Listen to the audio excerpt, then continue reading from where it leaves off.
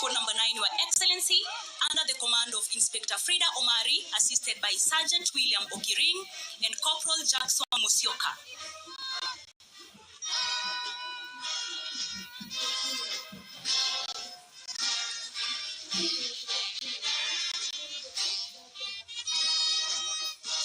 Squad 10 is now marching by Your Excellency, led by their commander, Chief Inspector Douglas Kiroi, assisted by Sergeant Lorewa Lochuchu and Corporal Boniface Mumo.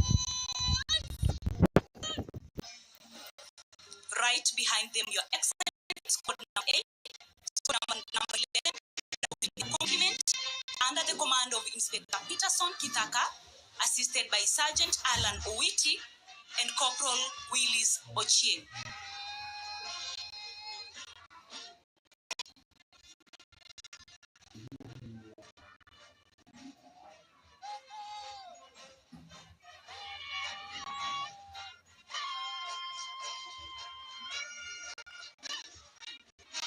Right before you, Your Excellency, is squad number 12. This squad is commanded by Inspector Samuel Tuju, assisted by Corporal Hamdi Arafat and Sergeant Lawrence Olwal.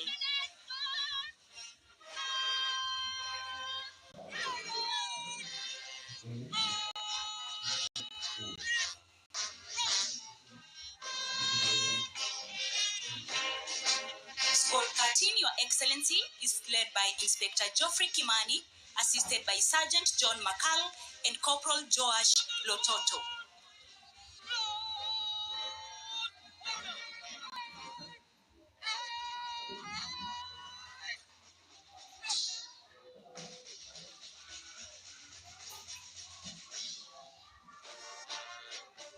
Your Excellency, we now have Squad 14 before you, led by Inspector Kahem Ina, assisted by Corporal Charles Businei and Corporal Francois Omondi.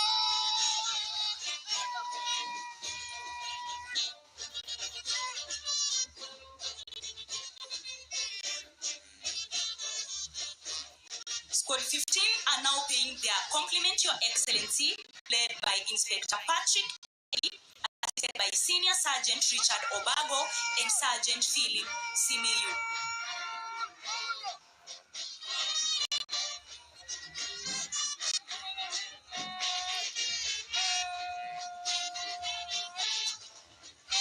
Mbele yako Mheshimiwa Rais ni kile kikundi cha 16 chini ya uongozi wake mkaguzi Gideon Rono akisaidiwa naye Sajini Eric Juma, huku mwelekezo upande wa kulia akiwa ni Koplo Hassan Mahamud.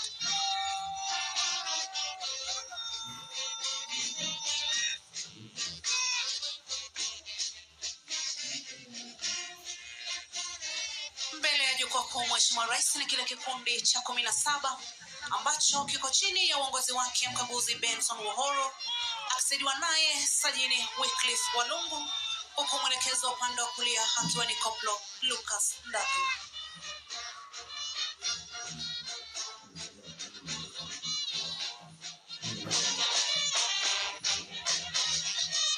Kwa ufasaha kabisa kinafuata kikundi cha 18 kikiwa chini ya uongozi wake mkaguzi Anderson Baya akisaidiwa naye Koplo Susan Malus, naye mwelekezo upande wa kulia ni Koplo Charles Muteli.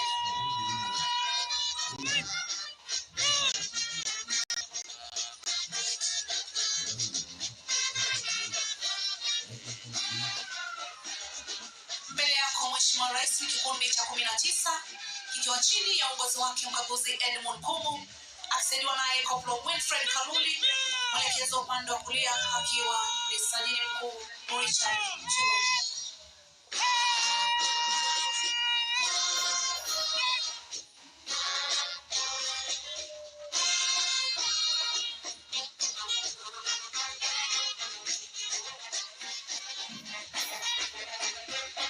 Mbele yako Mheshimiwa Rais ni kile kikundi cha 20 ambacho kinaongozwa naye mkaguzi Calvin Sodiambo akisaidiwa naye Sajini George Onyango, huku mwelekezi wa upande wa kulia akiwa ni Koplo Abd Mahat.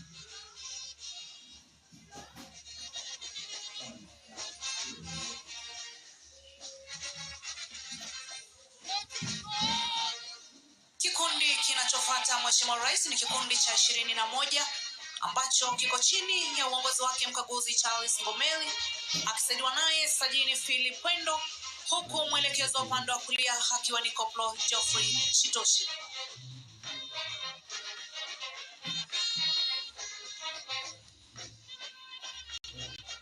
Wakipeana salamu za heshima mbele ya jukwaa Mheshimiwa Rais ni kikundi cha 22 ambacho kiko chini ya uongozi wake mkaguzi mwanadada Evelyn Anyango akisaidiwa naye Koplo Kenas Kimutai pamoja na Koplo Kenneth Kimaiu.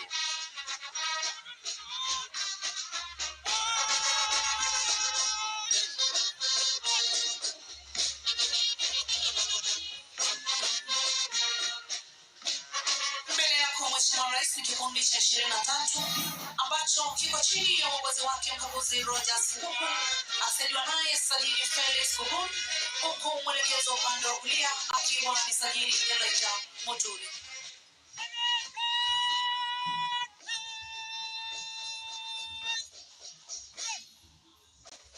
Mbele yako Mheshimiwa Rais ni kile kikundi cha 24 ambacho kiko chini ya uongozi wake mkaguzi Joseph Wachira akisaidiwa naye Sajini Elias Waithaka, mwelekezo upande wa kulia akiwa ni Koplo Emmanuel Clinton.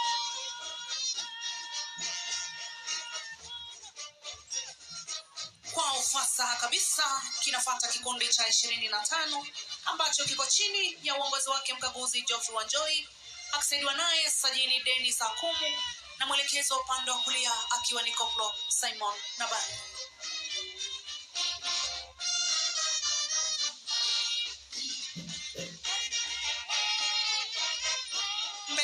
Mheshimiwa Rais ni kikundi cha 26 kilichopo chini ya uongozi wake mkaguzi Steven Kuduku akisaidiwa naye Sajini Simon Lokotodo, naye mwelekezo wa upande wa kulia akiwa ni Koplo Jefitha Ntoribi.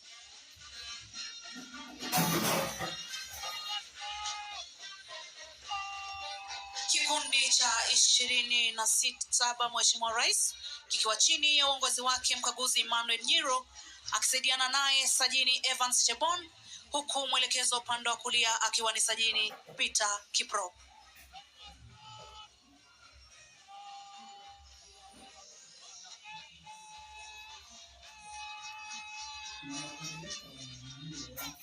Mbele yako Mheshimiwa Rais ni kikundi cha 28 ambacho kiko chini ya uongozi wake mkaguzi Benjamin Kibet akisaidiwa naye Sajini mwanadada Anburu, huku mwelekezo upande wa kulia akiwa ni Koplo Justus Bet.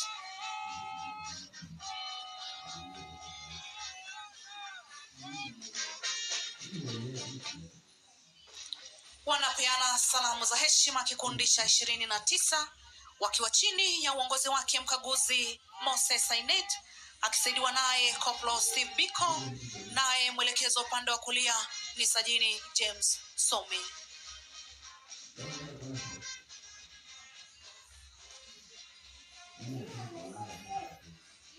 Mbele ya jukwaa kuu Mheshimiwa Rais ni kile kikundi cha 30 ambacho kiko chini ya uongozi wake mkaguzi mwanadada Rose Mudhoni akisaidiwa naye Constable Stanley Muya, huku mwelekezo upande wa kulia akiwa ni Koplo Joel Agero.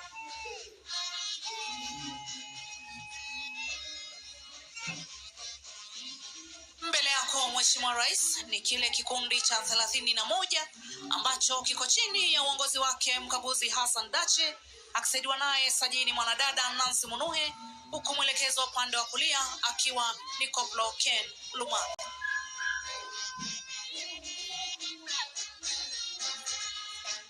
Kikundi cha 32 Mheshimiwa Rais kikiwa chini ya uongozi wake mkaguzi Kevin Olechuta akisaidiwa naye Sajini mkuu mwanadada Josephine Lobey, huku mwelekezo wa upande wa kulia akiwa ni Koplo Ambrose Lomotodon.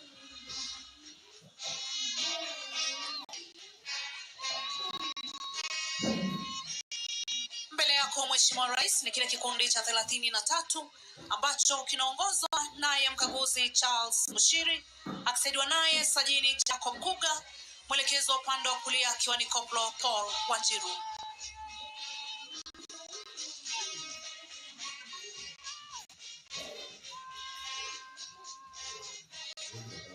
Kikundi cha 34 Mheshimiwa Rais mbele ya jukwaa kikiwa chini ya uongozi wake mkaguzi John Karega akisaidiwa naye Sajini Benjamin Serem, huku mwelekezo upande wa kulia akiwa ni Koplo Steven Mwendo.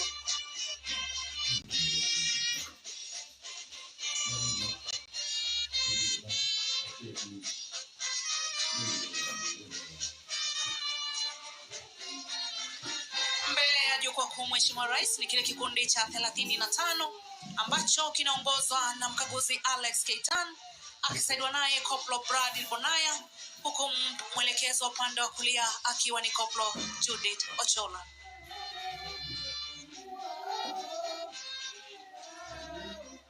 Wanatukunjia jamvi onyesho hili la mwendo wa asease kikundi cha 36 ambacho kiko chini ya uongozi wake mkaguzi Nur Hassan akisaidiwa naye Sajini mkuu mwanadada Florence Wangui pamoja na Sajini Michael Kalama.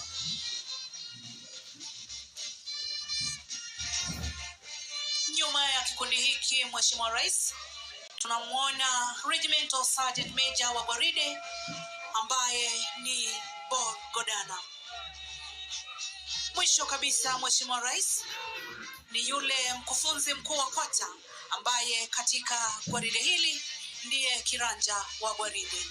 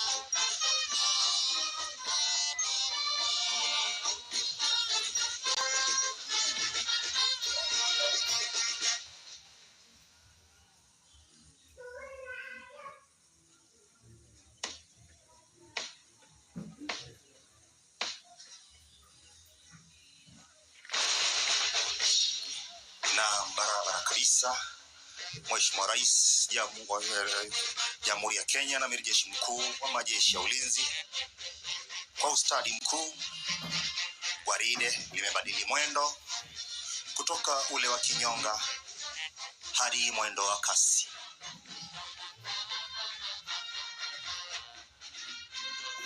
Kwa mara nyingine gwaride hili Mheshimiwa Rais litapita mbele ya jukwaa ili kupeana heshima zao kwa mwendo huu wa kasi na likiwa katika msururu mmoja.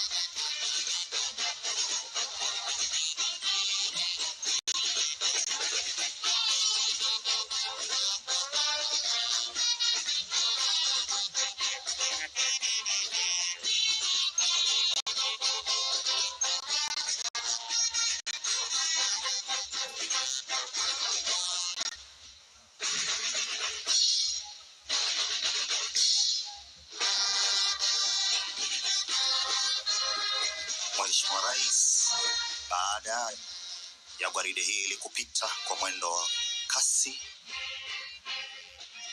watarudi tena katikati ya uga kwa mfumo wa madaraja matatu.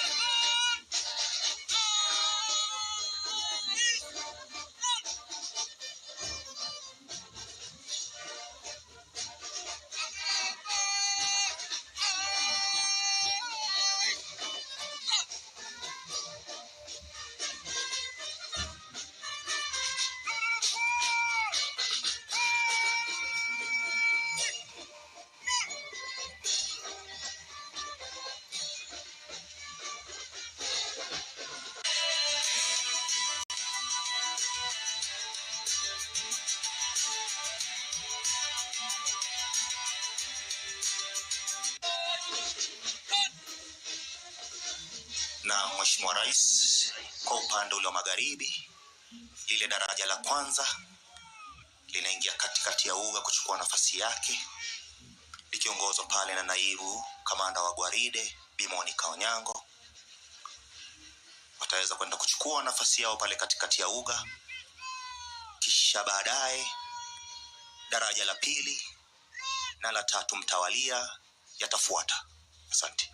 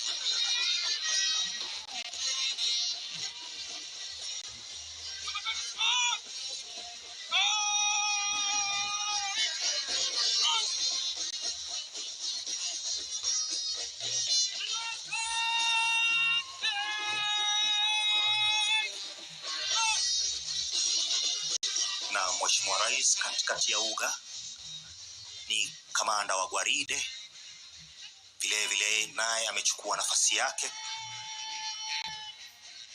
ndiposa yaendelee na vipengee vilivyobaki vya gwaride hili.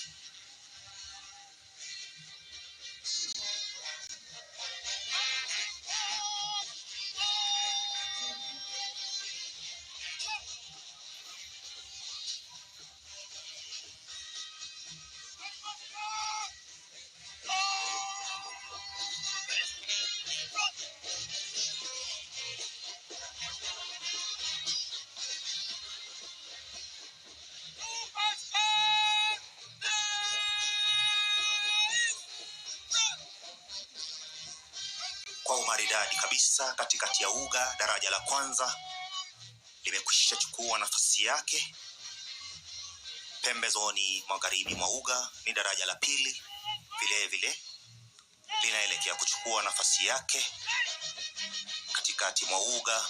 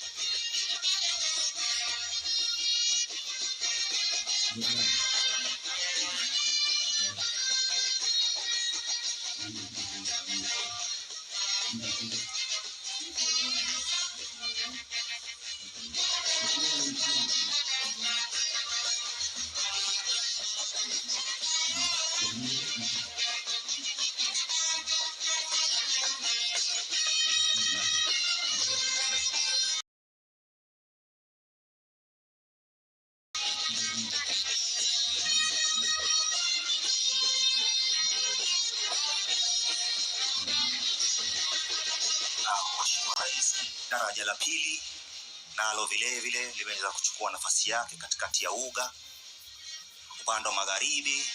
Kwa hivi sasa ni daraja la tatu linaelekea katikati ya uga kuchukua nafasi. Pindi tu daraja la tatu litakapochukua nafasi, gwaride zima litaweza kugeuka jukwaa kuu kwa ile tamasha ya kula kiapo kwa mafala hawa.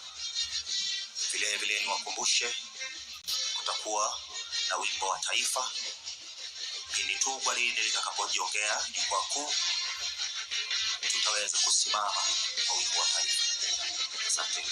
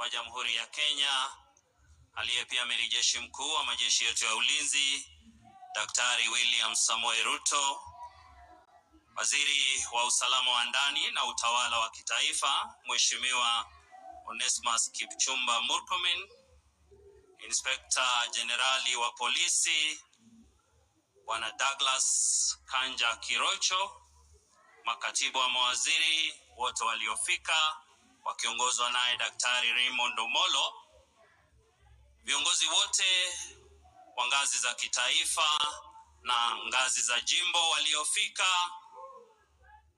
Kwa ruhusa yako Mheshimiwa Rais, naomba ruhusa nimkaribishe Naibu Inspector Generali Bwana Eliud Lagat aweze kuyasema machache, alafu kisha atamwalika Inspector General wa polisi.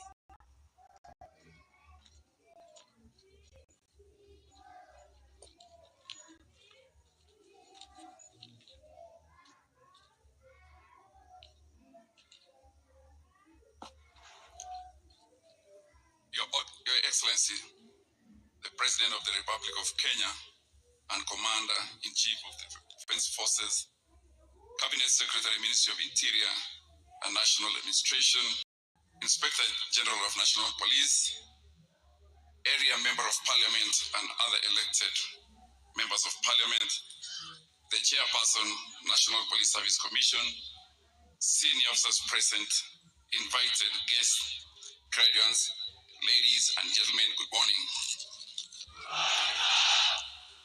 Your Excellency, welcome to the National Police College main campus, Kiganjo. Your Excellency, on behalf of the Kenya Police Service, I express our deepest appreciation for taking time from your busy schedule to grace this important occasion. Your Excellency, we wish to sincerely thank you for your continued investment in the Kenya Police Service and your commitment to strengthening the country's security architecture. We are particularly proud to witness the graduation of this inaugural cohort trained at the newly established Magado Field Training Camp in Ikembe North, Meru County. This further expanded our capacity for practical and tactical police training. Today, we are happy to present to you officers who have been tested, trained, and prepared for the job ahead. To our graduating officers, the new uniform you wear is your call to service.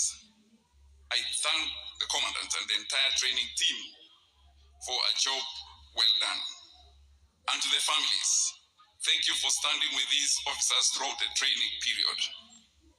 Your Excellency, sir, the officers before you are ready to serve our Republic, Kenya. It is now my distinct honor to invite the Inspector General of National Police to make his remarks and carry on with the next program. IGP, sir.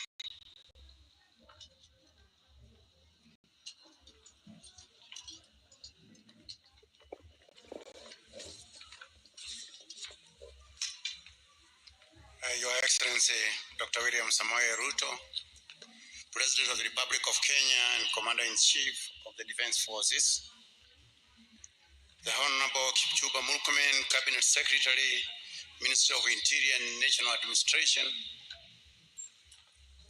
the Principal Secretaries, led by the Principal Secretary Interior, all service commanders, senior government officials, all elected leaders, members of the diplomatic corps, distinguished guests, fellow officers, graduates, families and friends, all protocols observed. Your Excellency, sir, it is a great honor to welcome you this morning to the National Police College, Kiganjo main campus. As you preside over this passing out ceremony for these recruits, on behalf of the National Police Service fraternity, I thank you most sincerely for finding time to grace this momentous occasion. Your presence here today reaffirms your steadfast commitment to national security, towards which the National Police Service plays a pivotal role. Sir, before you are graduates who reported to this institution on 24th November last year as young, energetic, and patriotic recruits. After 9 months of intensive police basic training, I confirm that they have acquired all the competencies required for modern day policing, and that they are fully qualified to serve the motherland as police officers. They have benefited from a wide range of knowledge and skills thanks to a very comprehensive and reform-based training curriculum. This noble achievement could not have been possible without your strategic guidance and the immeasurable support that the government has accorded the National Police Service. Indeed, the graduating officers will boost the personnel strength in the service. Additionally, Your Excellency, Sir, under your voice council, the police service has received several modernization investments. This includes technological systems and equipment, enhanced fleet of transport equipment, improved salaries, the ongoing housing program for police officers, and the growth of the police to population ratio. Also, the new uniforms for the Kenya Police Service that you have just launched will bring pride, confidence, and morale to police officers as they discharge their duties. I take this opportunity to thank our Cabinet Secretary, the Honorable Kipchumba Murkomen, for always offering us timely and comprehensive policy direction. His vital support has enabled the National Police Service to deliver on its mandate, working closely with other security agencies. May I also acknowledge all our development partners who have supported the National Police Service, especially on matters, equipment, training, establishment of modern police facilities. The project you launched this morning, Your Excellency, is an example of the many benefits we have had from your government's bilateral engagements. Just recently, we operationalized the biometric identification system at the DCI, thus reducing the processing time of police clearance certificates from 14 days to just 1 day. Under the stewardship of our Cabinet Secretary, the Meru County government enabled the service to establish 2 training camps in a very strategic location, which continues to offer police trainees ideal training environment, especially in field tactics.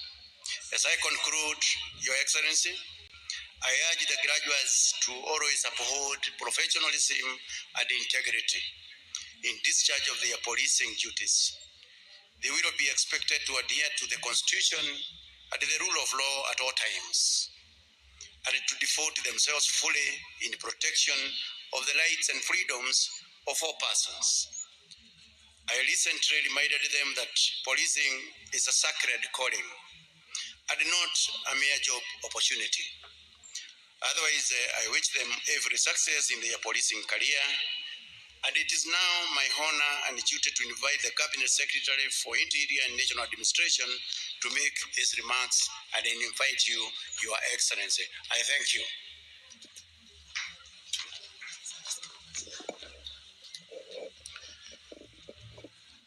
Your Excellency, Dr. William Samoei Ruto, the President of the Republic of Kenya, and the Commander-in-Chief of our Defense Forces, the Inspector General of Police, all the PSs present led by PS Interior, and all distinguished guests, ladies and gentlemen, good morning.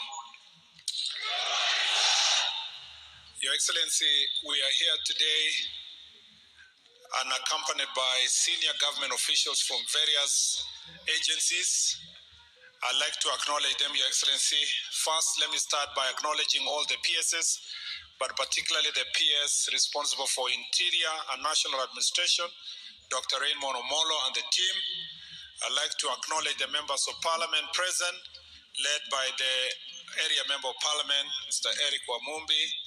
I'd like to acknowledge our most important committees that have helped us to reach here, led by the chairs of the Committee National Assembly, which is Honorable Tongoyo, and the chair in the Senate, Honorable Dulo. Your Excellency, the service commanders who are present. I'd like to acknowledge in a special way the National Police Service Commission, without whom we would not have done the recruitment we did, led by Dr. Komora and the entire team, and all the distinguished guests. I'd like to appreciate them for the support they have given the National Police Service to ensure that this recruitment took place successfully, and that, Your Excellency, we are now here for this pass-out parade. Your Excellency, let me start by thanking you for being Shake and win millions of prizes with the AliExpress $1 challenge.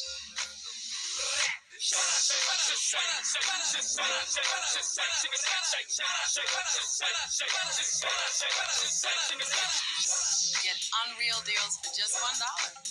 Win $10,000 in flight credits and a $3,000 AliExpress shopping spree. Download, shake, win.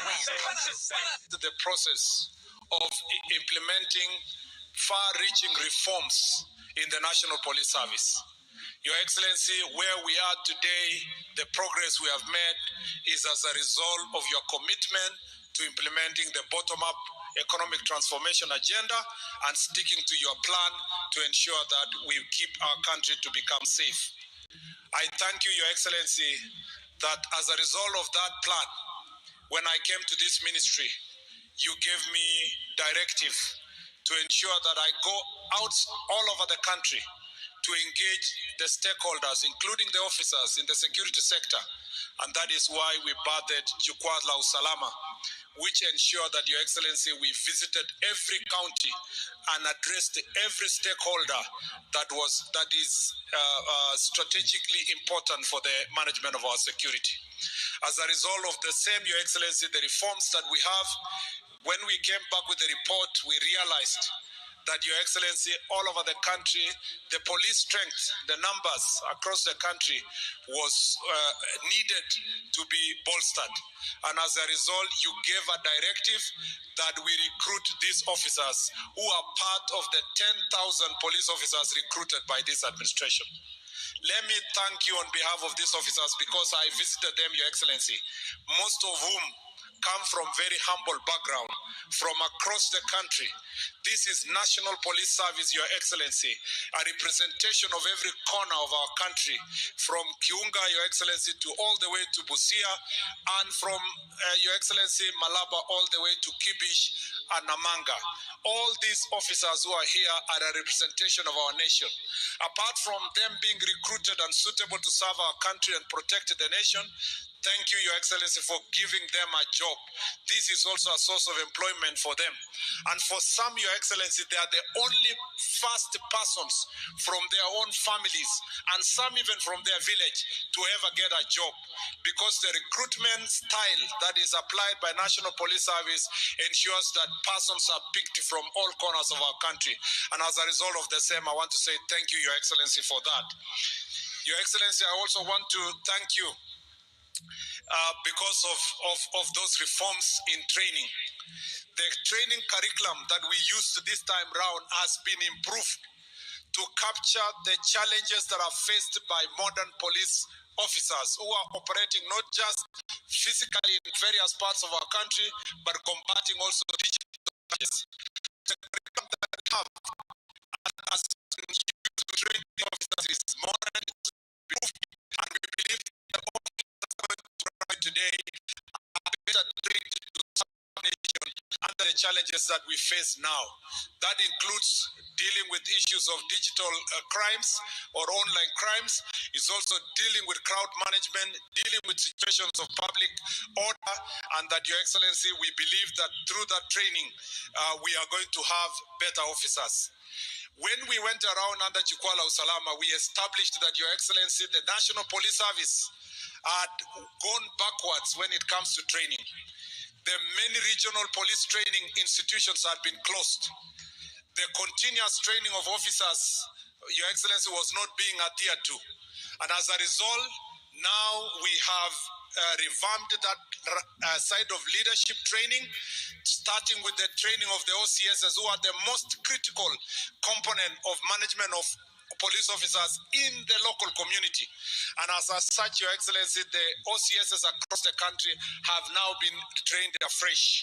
We have also revamped the National Police Training Center in Ngong, and it is now consistently training our officers.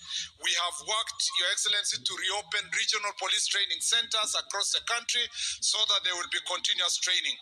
This college in Kiganjo, Your Excellency, is now being upgraded to the level where, Your Excellency, we are working together with National Defense College to ensure that the National Training Police Academy in Ngong is going to offer diploma and later degree courses for police officers, and will ensure that there will be continuous training. When that process will have been enhanced, the Kiganjo Training College will become a campus of the National Police University in the near future. Your Excellency, we have also increased the training grounds, the field training grounds, starting with the training ground that is in Meru, and we will be moving to other areas of Kerio Valley, the northern part of the country, the coastal part of the country, where they are conducive for training. Therefore, Your Excellency, training and training and training is going to be the cornerstone of reforming the National Police Service, because that is extremely important. We would like our police officers to be able to combat the challenges they face, but at the same time to be friendly and work with the members of the public to combat challenges of our time. Your Excellency, when you came to office, you established a police modernization program that ensured that we have protection gear for our police officers. We bought modern vehicles that are anti-personnel carriers. We ensure that we have tactical equipment. You have air support system for our security officers, and we have crowd management equipment that will enable us to deal with protests, especially when they are infiltrated by goons and other criminal elements, and that now our police officers are better equipped to be able to combat challenges they face. Your Excellency, as a result of this modernization, we have been able to reduce acts of banditry, especially in the northern part of the country and Kerio Valley region, by almost 75 to 80%, Your Excellency. There is a remaining about 25% that we are dealing with, especially this corner of Isiolo, Samburu, and Marsabit corner, and Laikipia. Your Excellency, thanks to that effort, now children are back to school, farmers are back to farming, Your Excellency. Our country is safe, our borders are safe from Kiunga all the way to Elwak, all the way to Kibish, all the way to Konyao, even up to Oaxaca, Malaba, to Isibania, to all the way to Kwale. Your Excellency, it is as a result of that investment you put that we have a more safe country as we speak today. Your Excellency, the third issue I'd like to address is the digitization. Thanks to your support and your digitization program, the National Police Service has carried out a robust digitization program that has ensured that now the the police certificate, clearance certificate that Kenyans were waiting for months, for 2 months, 3 months, you can be able to get it instantly, and even if there is a delay, within a day. We have, Your Excellency, now implementing the integrated command and control center and communication center, a program that we are going to be able to roll out by end of this year, and that program will have digital OB, it will have presence of CCTV cameras in all the police stations across the country. There has been a phenomenon, Your Excellency, that Kenyans have witnessed, where sometimes persons who have been arrested are found to face challenges within the police station, and installation of CCTV cameras in all the 1,200 police stations is going to become a game changer.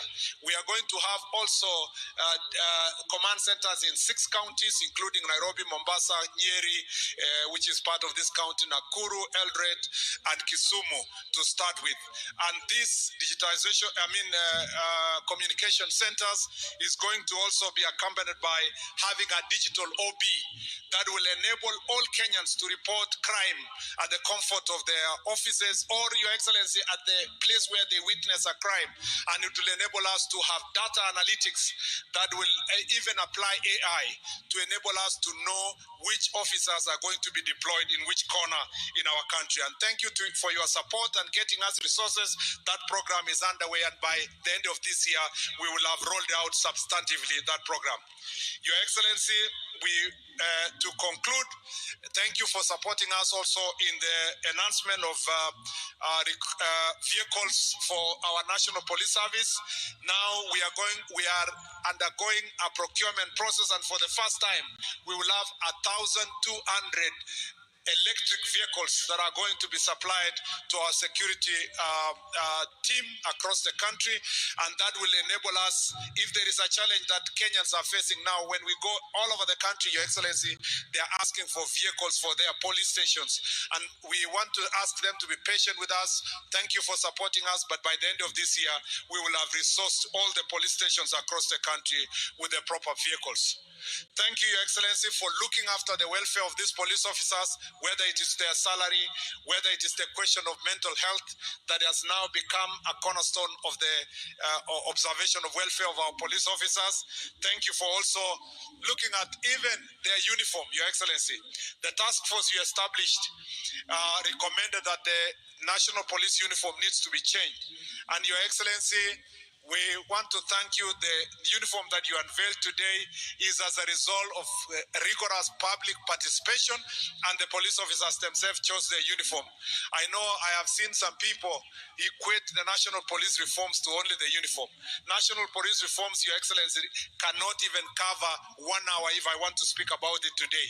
But the uniform is a representation of the image that the police officers wanted to be seen among themselves, Your Excellency. And as a result of that uniform, contrary to the propaganda out there, the uniform is not an exchange of the uniform that the officers are wearing now and throw away the uniform they are wearing. This exchange will continue as you change your uniform normally, you now wear the new uniform. And it will start with these 10,000 police officers that are going to graduate and also cover the rest of the officers progressively until everybody gets the new uniform. And thank you for the support you've given our police officers. I would have said more and more issues about police reforms. This is not my forum. Thank you for indulging me, Your Excellency, to speak longer than I wished.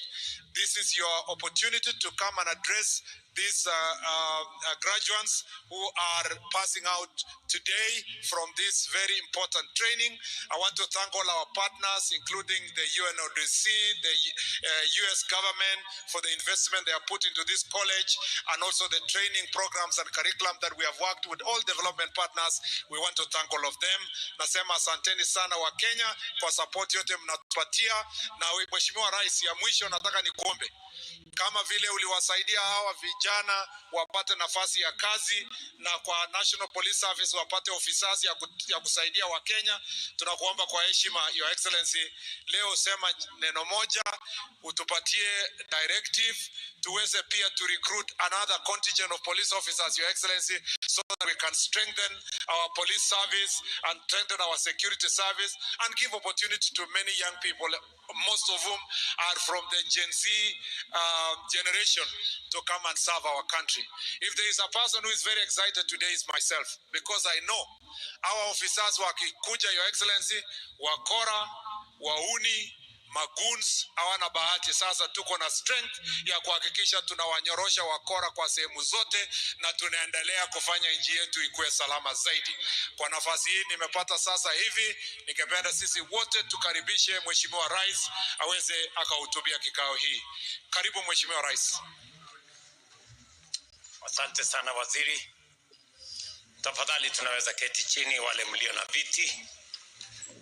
Distinguished guests, graduates, families and friends, ladies and gentlemen. Today, the Kenya National Police Service grows both in strength and character as more than 6,000 young men and women complete 9 months of rigorous training and take their place in its ranks. To our new law enforcement officers, I congratulate you on successfully completing your training.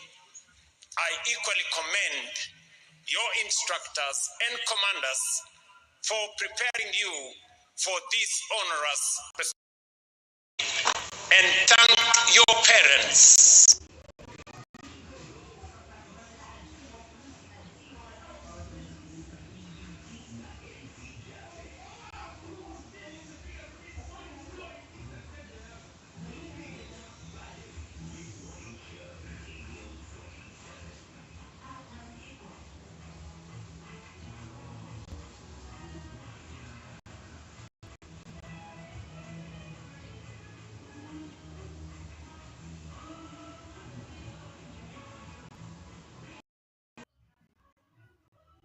Guardians and families for the sacrifices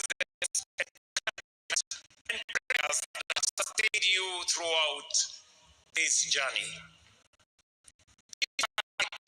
Take place a significant moment in the constitutional life of the country. Yesterday, we marked 16 years since the promulgation of the Constitution of Kenya 2010.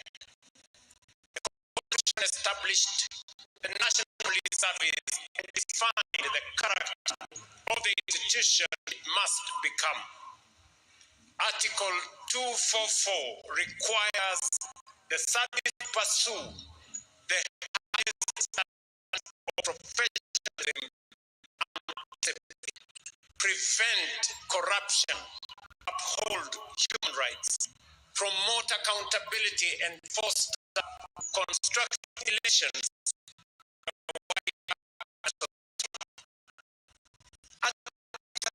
Further declares that national security must be pursued in compliance with the law, with the utmost respect for the rule of law, democracy, human rights, and fundamental freedoms.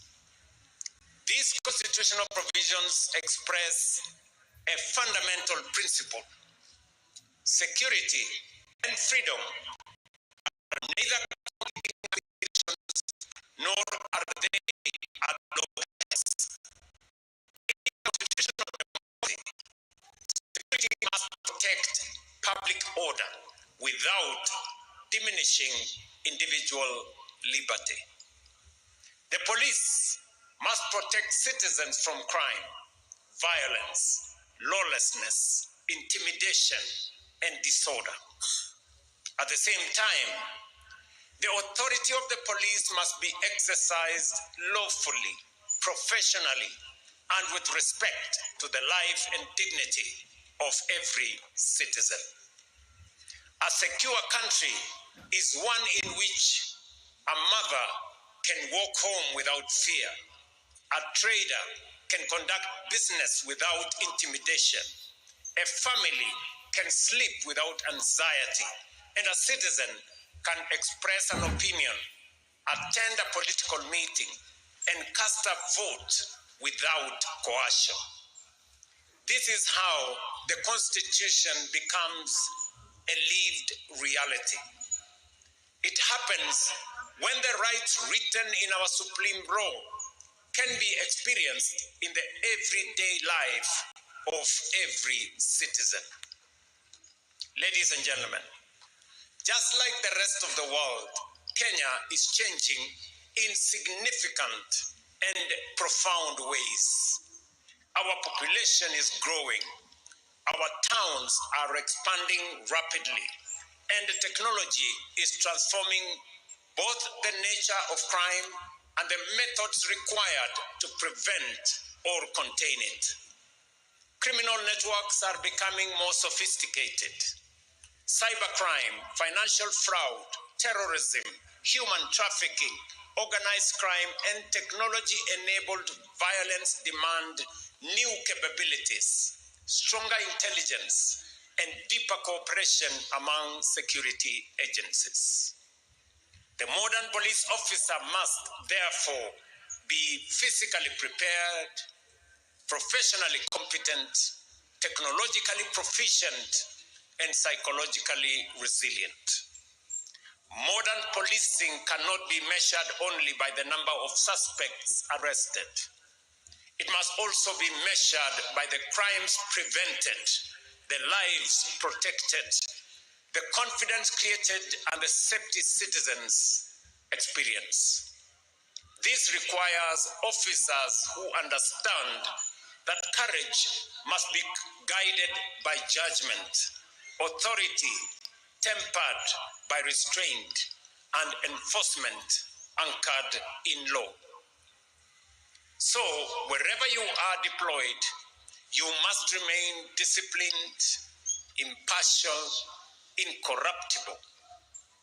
Protect the vulnerable.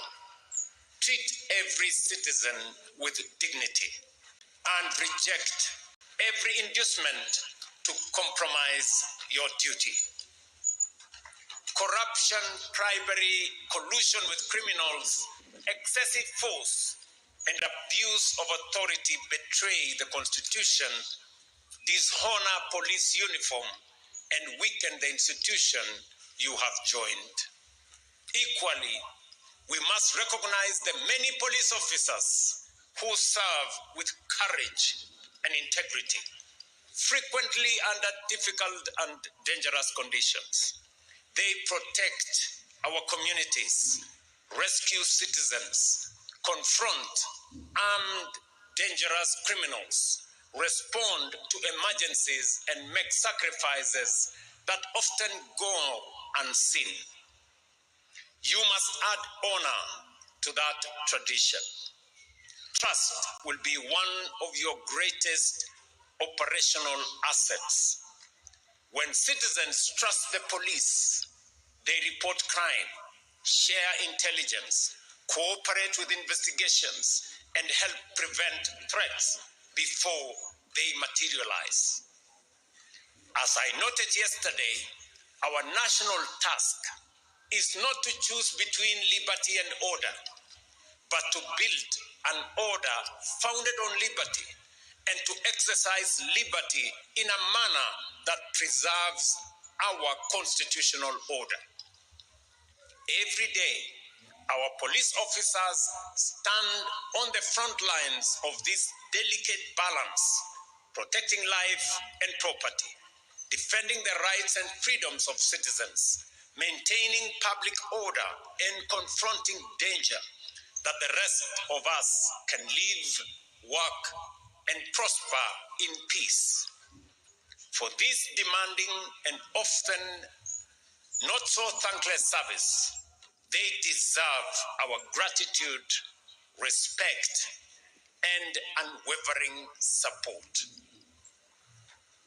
Ladies and gentlemen, we are approaching another important moment in the life of our republic. The next general elections will be held on the 10th of August, 2027. Political competition is an essential feature of our democracy. Parties are at liberty to organize. Candidates must be free to campaign. Citizens must be free to assemble, listen, question, criticize, and choose. The police and other security agencies have a clear constitutional responsibility to protect the democratic space in which Kenyans exercise their freedoms. In recent months, we have witnessed growing concern about hired gangs and young people recruited, transported, and paid to disrupt political meetings, intimidate political opponents, and provoke violence. Let me be absolutely clear on this. Politically sponsored violence has no place in our democracy.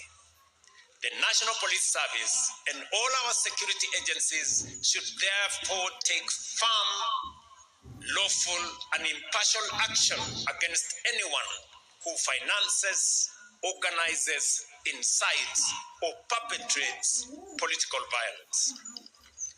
Do not arrest only the young people holding a weapon while allowing the person who recruited, transported, and paid them to escape responsibility. No politician is entitled to a private militia. No candidate has the right to intimidate citizens.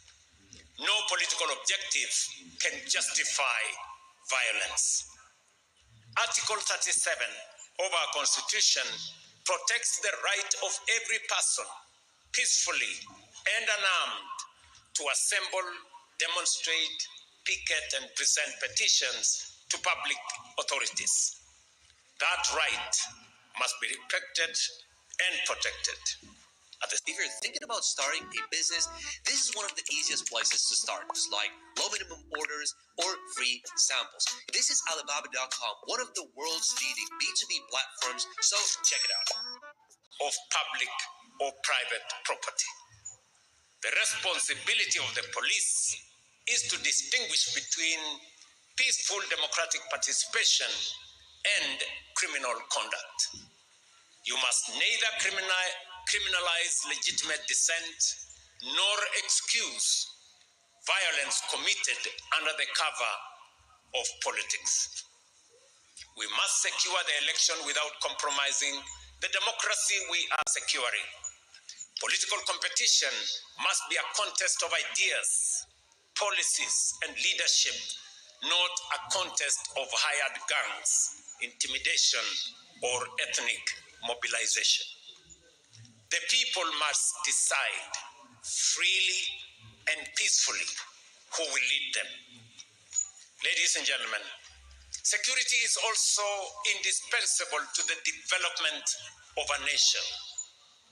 Every ambition we hold for Kenya rests upon the foundation of peace, stability,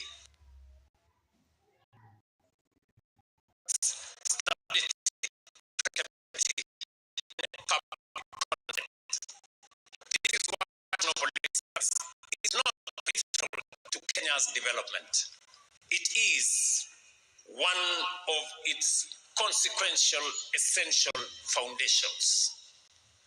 As you are aware, Vision 2030 is approaching its horizon, and Kenyans have begun a national conversation about the Kenya we want to build beyond 2030. Security is constitutional and a condition of human dignity. It is also the foundation upon which development is built. Therefore, when Kenyans ask what kind of Kenya they want beyond 2030, we must also ask what kind of police service Kenya will require. As law enforcement officers, you are not merely guardians of today's peace. You are partners in building Kenya's future. To our distinguished police officers, the government recognizes that performing policing or reforming policing cannot consist only of demanding more from our officers. We must also improve the conditions under which they live, work, and serve. We cannot demand professionalism, integrity, and sacrifice from our police officers while remaining indifferent to their remuneration, housing, healthcare, equipment, career progression, and psychological well-being. That is why we have progressively implemented the recommendations of the Presidential Task Force on Terms and Conditions of Service and the reform of the National Police Service, Kenya Prisons, and the National Youth Service. The three-phase review of police remuneration has now